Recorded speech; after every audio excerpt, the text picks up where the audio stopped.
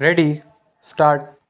Since independence, India has acquired considerable experience in prevention and control of both communicable and non communicable diseases.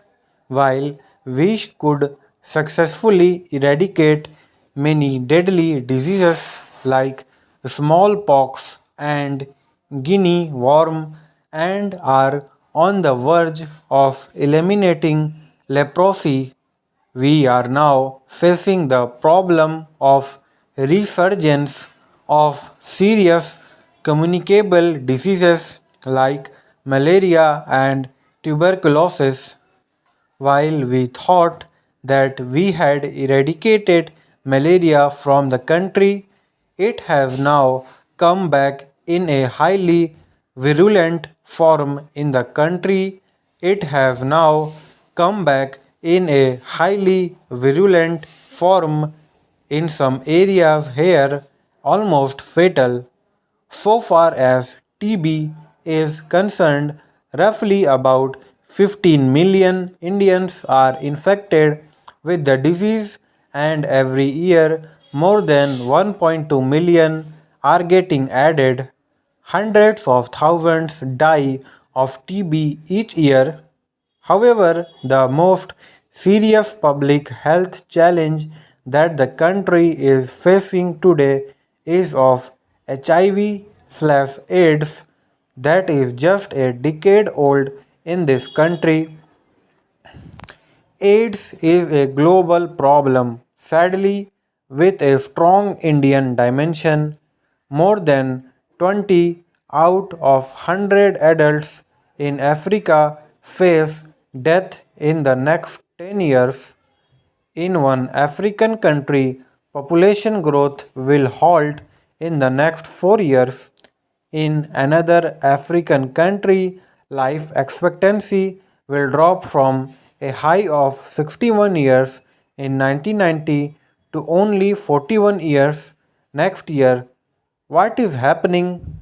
What is happening is being compared by senior United Nations public health officials to the fatal plague that wiped out one third of Europe's population in the 14th century. According to the South African government, 14% of their population of 32 million is infected with HIV, which leads to AIDS and death, and 1500 more are daily diagnosed with the virus. President Nelson Mandela has earlier this month said, although AIDS has been a part of our lives for 15 years or more, we have kept silent about its true presence in our midst, adding, we have too often spoken of it as someone else's problem.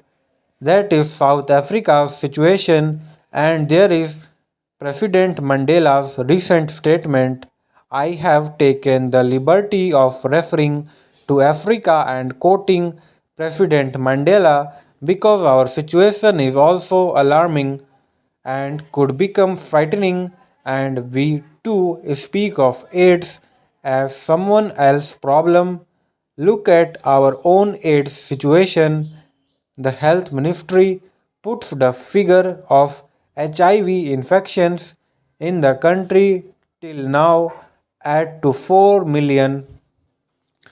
Because HIV application take till 10 years in healthy circumstances to blow into AIDS, and AIDS patients live till 2 more years. People do not take the virus seriously. In unhealthy conditions, the time frame is much shorter. Another reason why people do not take AIDS seriously is because it is diabolical. One comes to know one is HIV positive only if one goes and takes an HIV test, the ELISA test. In absence of the ELISA test, one could be carrying the virus for 6 or 7 years, not knowing about it and passing it on to one's spouse and the wife to the newborn through breastfeeding without any of them knowing. This is the crux of the problem. However, these are just figures, and figures do not convey the human tragedy that is taking place in many parts of the country today. A man or a woman have diarrhea or fever or weakness that medicines fail to subdue. He or she goes to a doctor.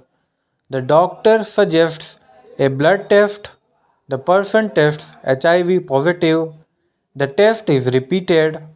The HIV infection is confirmed. However, it is too late.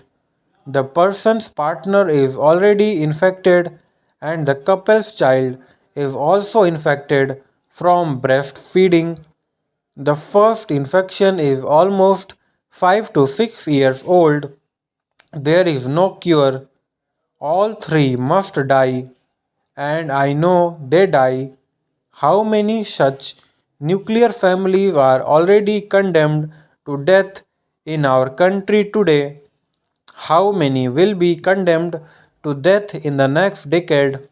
When HIV appeared in India in 1986, everybody thought that it is a Western disease that will be contracted only by sex workers in red light areas, gay men, and injecting drug users. The consequences of that short sighted view are now upon us. In India, sexually transmitted diseases are already a serious problem, and what is significant, nearly 40% of such diseases occur in the middle class segment of our population. More significantly, persons already suffering from sexually transmitted diseases are more prone to HIV infections. What will this catastrophe mean to business and industry in, say, the next 2005?